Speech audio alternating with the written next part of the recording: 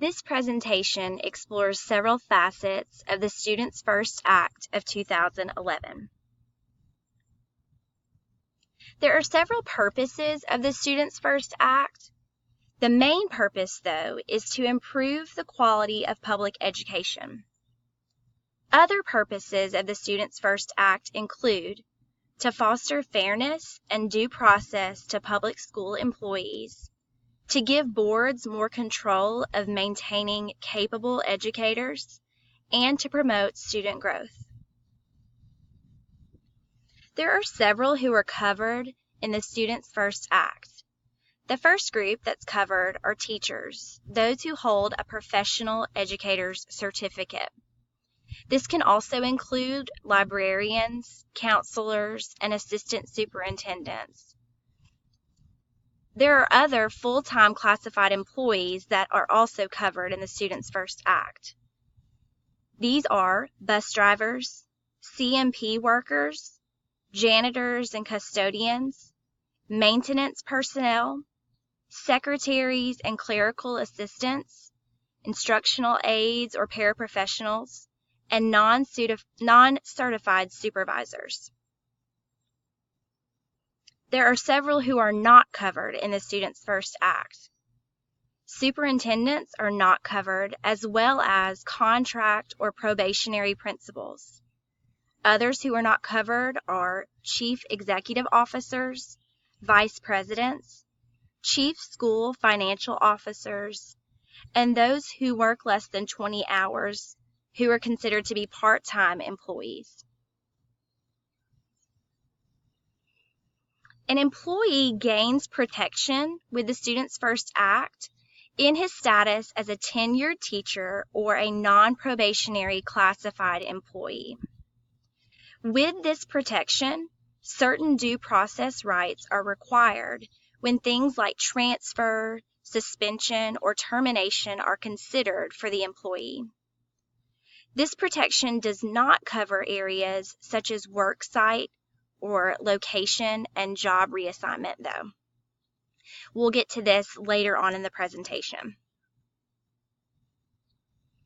One facet to look at is non-renewals for probationary employees. For probationary teachers and classified full-time employees, a written notice must be given on or before June 15th if they are considered for non-renewal. There is an exception to this with the legislative quadrennium, which occurs every 4 years, such as the years 2011, 2015, and so forth. During these years, written notice must be given on or before June 30th. According to the Guidelines for Implementing the Students First Act, 2nd edition, if a probationary employee is in the 3rd year of employment, he must be issued notice of the board's decision by the last working day of the school year for teachers. Next, looking at reassignments, there are several guidelines in place. First, let's look at what a reassignment is defined as. A reassignment is a change in grade, position, or work location within the same school, campus, or facility. There are several guidelines for reassignment. First, a written notice must be given by the superintendent to the employee. For a probationary employee, a reassignment can occur at any time during the school year. For a non-probationary or tenured employee, there are several more guidelines that are in place. First, a reassignment can only occur during the first 20 days of the school year for a non-probationary or tenured employee. Second, there can be no loss of pay for the employee.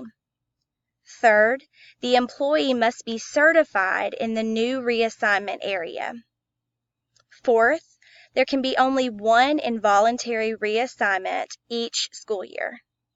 And finally, if the employee does not agree with the reassignment, he or she can request a hearing before the board to challenge the decision. Transfers are very similar, but the definition is slightly different. A transfer is defined as a change in grade, position, or work location outside the currently assigned location. The guidelines for transfers are very similar. A written notice must be given by the superintendent to the employee.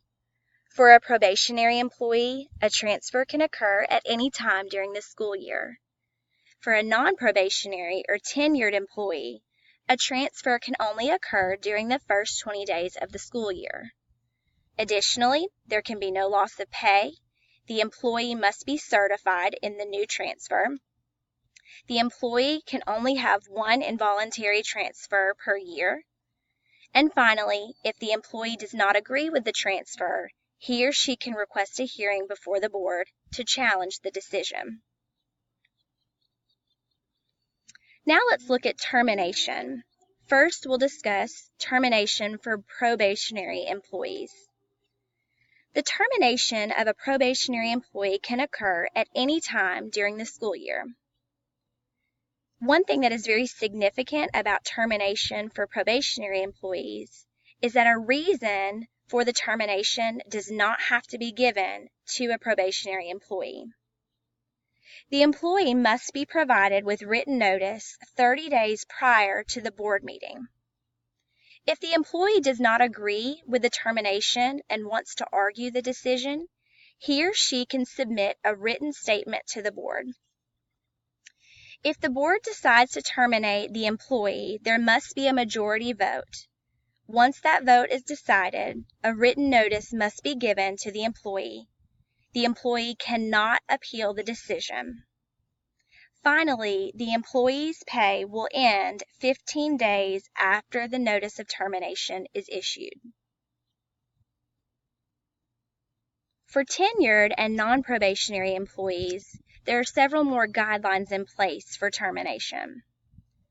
According to Alabama Code 1624C 6A, a tenured or non-probationary employee can be terminated for the following reasons: a justifiable decrease in the number of positions, incompetency, insubordination, neglect of duty, immorality, failure to perform duties in a satisfactory manner, and other good and just cause. The termination of a tenured or non-probationary employee can occur at any time during the school year, just like with a probationary employee. A formal letter must be given to the employee stating the reason for termination. Also, there should be evidence to support the reason for termination, as well as a statement that the employee has a maximum of 15 days to request a hearing before the board to challenge the termination. Once the letter is given, and if no hearing is requested, the employee can be terminated after a 10-day period. Both the employee and the board have the right to appeal the decision to the Alabama Court of Civil Appeals if they do not agree with the decision. Unless the termination is caused by immorality, incarceration, neglect of duty, or abandonment of job, the employee's pay will end 75 days after the notice of termination is issued.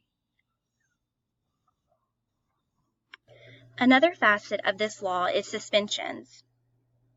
If the suspension is less than 20 days, adequate notice must be given to the employee. This is the same for a probationary as well as a non-probationary employee or tenured employee. Also, if the suspension is less than 20 days, the employee has the right to have a conference with the board. The conference can be in person or it can be in writing. If the suspension is more than 20 days, the employee has the same rights as a tenured or non-probationary employee who is terminated. This is the same for probationary and non-probationary employees. Partial cancellation and reduction in force must be stated in a board policy. The reduction or modification must be based on a superintendent's recommendation. Once this is recommended by the superintendent, the board must have a majority vote to approve the recommendation. There are only two reasons reduction in force can occur.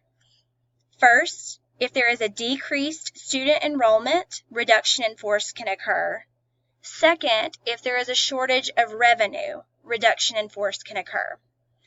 If an employee is affected by reduction in force, he or she cannot receive advance notice. This employee also cannot have a board hearing or the right to appeal the decision made by the board. This is the same for probationary or non-probationary and tenured employees.